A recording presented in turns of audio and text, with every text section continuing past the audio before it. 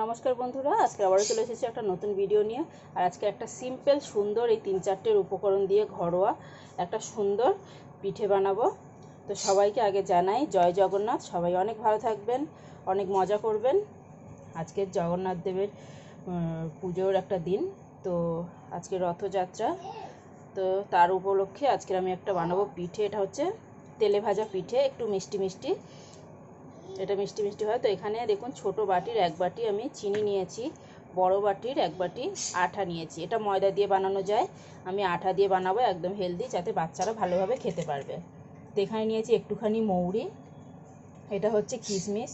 কিশমিশটাকে আমি একদম কুচি কুচি করেছি, তাই একদম মানে ডলা পেকে গেছে। তো যাই হোক, এখানে নারকেলটা আমার কাছে নেই, তাই আমি বাদাম কুচি নিয়েছি কিছুটা। এখানে হচ্ছে কাজু বাদাম আর আমন্ড বাদাম, কটা নিজেদের পছন্দ মতো নেবেন।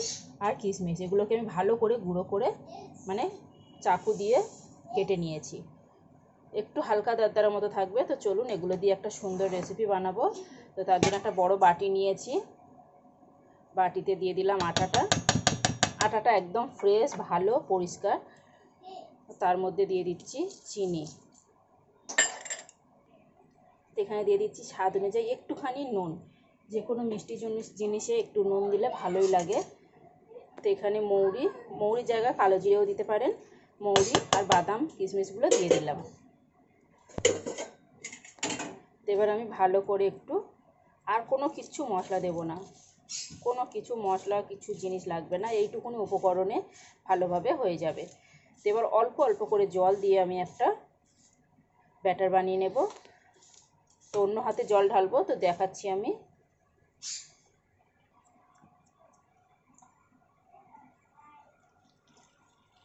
তো এখানে আমি অল্প অল্প করে জল ঢেলে প্রথমে একটু দেখে নেব। তো এই যে দেখুন, হাত দিয়ে কত সুন্দর মেখে নিচ্ছি। আপনারা কেউ চাইলে কাঁটা চামচ কিংবা হাতা খুন্তি যে কোনো জিনিস দিয়ে মেখে নিতে পারেন। তো এখানে দেখুন বন্ধুরা, কত সুন্দর করে ব্যাটারটা আমি রেডি করেছি। তো এখানে আমি 5 মিনিট ছেড়ে দেব, ততক্ষণে ওদিকে তেলটা গরম হতে বসাই, ততক্ষণে চিনিটাও গুলে যাবে।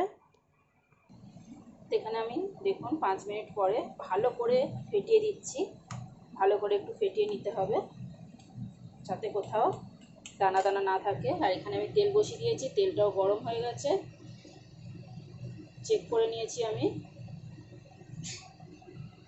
এবার এইভাবে দিয়ে দিলাম, গ্যাসটাকে মিডিয়ামে রেখে ভালো করে ভেজে নিতে হবে। এই যে দেখুন কত সুন্দর তেল গরম হয়েছে।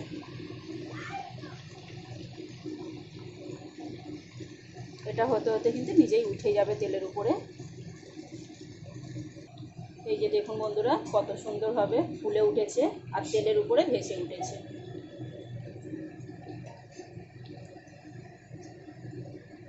খুব সুন্দর হয়েছে, একদম পারফেক্ট, যেরকম চেয়েছিলাম। দেখুন কত সুন্দর হয়েছে।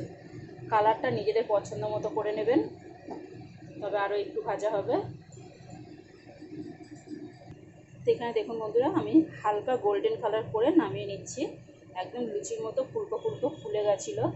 তো এখানে একটা তুলে নিলাম, আরও একটা আমি এখানে দেব।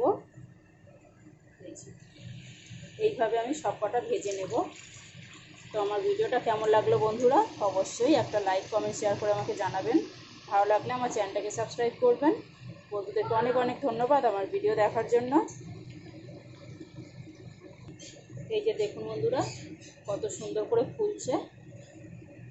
উল্টে পাল্টে বেশ ভালো করে ভেজে নামিয়ে নেব, আর এইভাবে সবগুলো বানিয়ে নেব।